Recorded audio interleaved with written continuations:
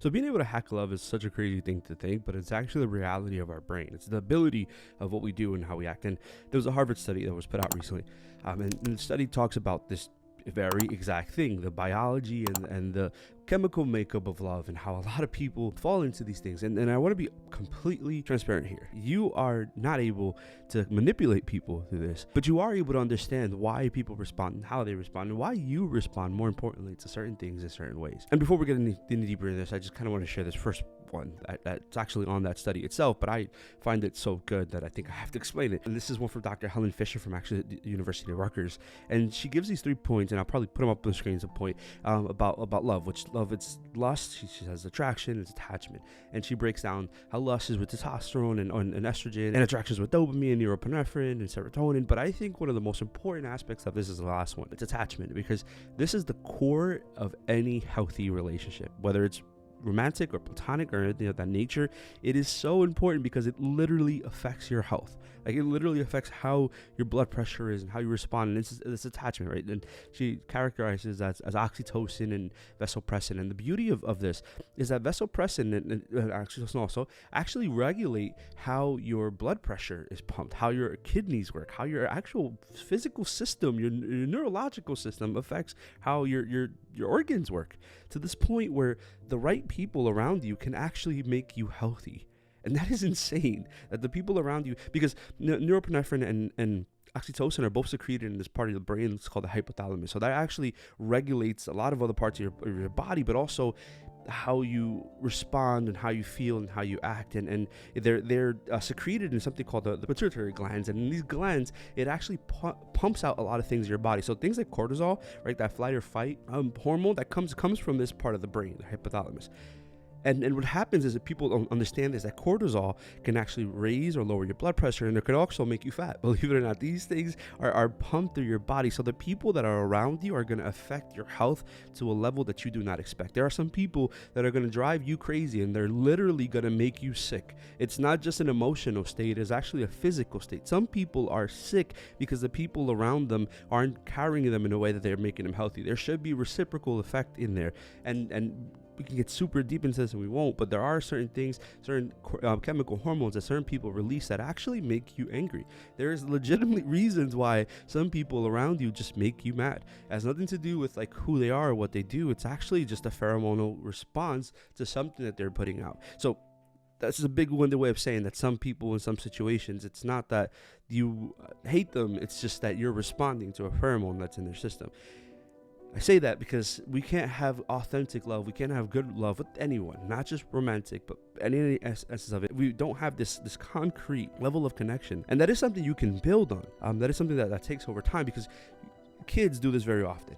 A kid and I feel like we all gone through this. We would go to a place and we would see a kid our age, and we'd become the best friends we've ever met, even though we just met them in that moment. Why? Because it's easier. There is no bias as to who this person is. It's easier to see them for who they are and accept them for who they are than it is to create an image or a self-guarded protection of you that doesn't allow people in. And this is the most basic state of this oxytocin and vasopressin, right? This allowing of us to be free and connecting to people. So if you want to hack that aspect, that you're allowed to love people completely and not necessarily, again, romantically, because you do need this. This is the core of it all. But just platonically, just able to like people a little more, you have to be able to bring down your guard. And this is hard because we live in a culture that has created guards for a reason, right? We've made this thought or this notion that people are bad, and if people are bad, I can allow people in, and if I don't allow people in, I will never be hurt. What happens though in this vicious cycle is that you don't allow people in, this seeps into everything. Your brain is the most powerful computer in the world. It is the most powerful thing to program. So if you programmed your brain to see people at a distance, you know what your brain's going to do is going to keep people at a distance, because it's going to think, oh, I've been in this state before, so what I'm going to do is avoid, and if I avoid, then I won't feel this way again. What happens is now I've avoided and I created a barrier. Now I don't allow the things that were going to feed me to fit in. Now I'm depressed, miserable, and alone because this part of my brain isn't being stimulated. I'm not building genuine connections with people, and I'm now not releasing these hormones that typically would have been released more fluently with people that I feel safe around.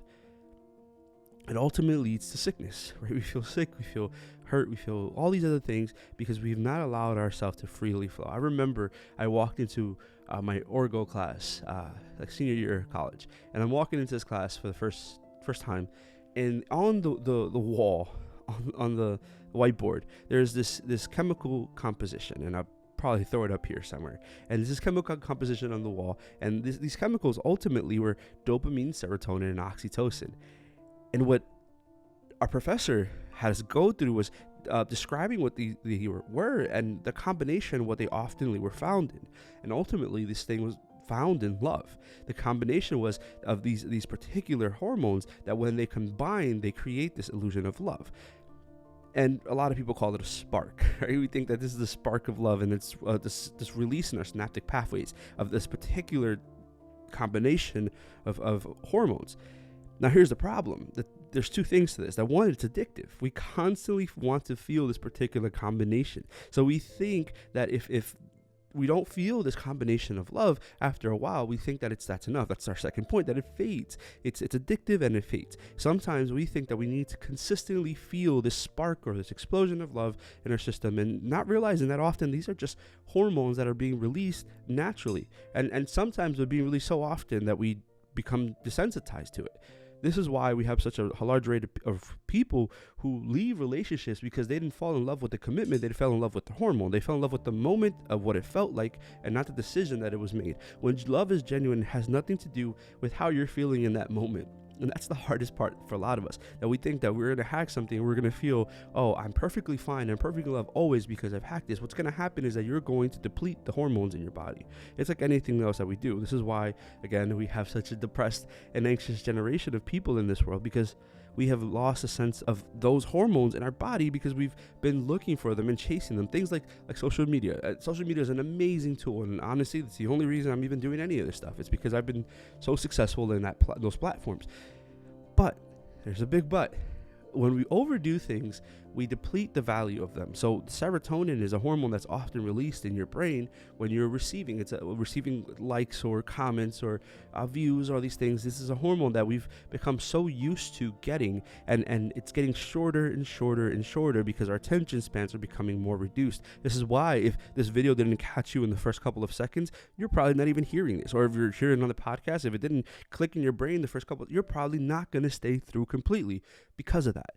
Because you have been ingrained to a point where you think that this is the only thing that's viable. Now your brain is actually being reduced to less because of this. It's unfortunate.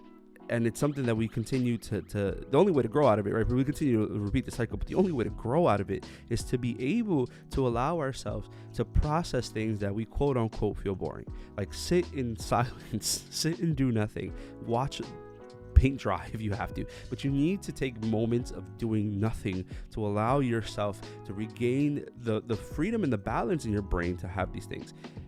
We don't realize that this fades, right? The love is a choice ultimately, but a chemical reaction in our brain. That kind of love fades. It's impossible for it to last because it's a chemical response, and at some point something that's finite will have an end. We have this connection, right? And we have this desire to be with these people. There are parts of our brains that might be injured, and that's another whole other thing in itself. But there are parts of our brains that don't actually allow us to secrete or to receive these hormones anymore. And that some of those injuries, and again, I'm not going to dive down this rabbit hole, but some of those injuries aren't physical injuries. They're actually just things that have been created, new synaptic pathways or neuroplasticity, right? Neuroplastic pathways that have been created in a way to defend the things that have happened in your life. It is impossible to grow out of those things without creating new neuropathic pathways. That means that you have to do the thing that you are afraid of doing. You have to do the thing that you are hurt from doing. You have to do the thing that you are scared to jump into, because until you do those things, you will not build new pathways in your brain that's allowing your system, your nervous system, to know that it is okay to do this. Some people are living in the worst possible version of themselves because they have been ingrained to think that they have to protect themselves in that way. If you want to hack your brain, if you want to hack how you love, you're going to have to make decisions that are hard. You're going to have to sit here and decide what's more important to you. Is it to continue to feel like you're protected, and I use air quotes, or to feel like you're free to be who you actually are? The sad reality is that for a lot of us, we've created this dystopian reality of love that it's always going to feel energetic and happy and joyful and all this. Love is actually choosing the person in the moment that you want to choose them the less. Love is deciding that I've made a commitment to you, not to the moment. And that's the hardest portion for us. We've become addicted to moments and not to actual commitment. We've become addicted to saying how I feel, and this is why we have such high divorce rates in this world. So ironically, if in faith-based relationships are significantly less, because most faiths teach that. They teach that love is a commitment to the person, to commit to God ultimately, but commitment to the person and not the moment. And unfortunately, we live in a world where people have committed to moments and not to people. We have committed to my emotions and how I feel. And the moment you stop stimulating those parts of my brain, then that's it. Then I can't love you. The only way you're ever going to hack love, yes, there's tons of things you can do to hack hormones and then to make you feel happy and joyful and all these things. And those are important. I think it's important to understand who you are and what your body is. But the only way you're ever going to hack love is to realize that you're not choosing the thing or the moment or the emotion. You're choosing the person. You're making a commitment and a choice to stay here. And you're realizing that that's the best option you could ever take. That's the best thing that you will ever do in your life. Allow yourself to love and be loved despite how you feel in the moment.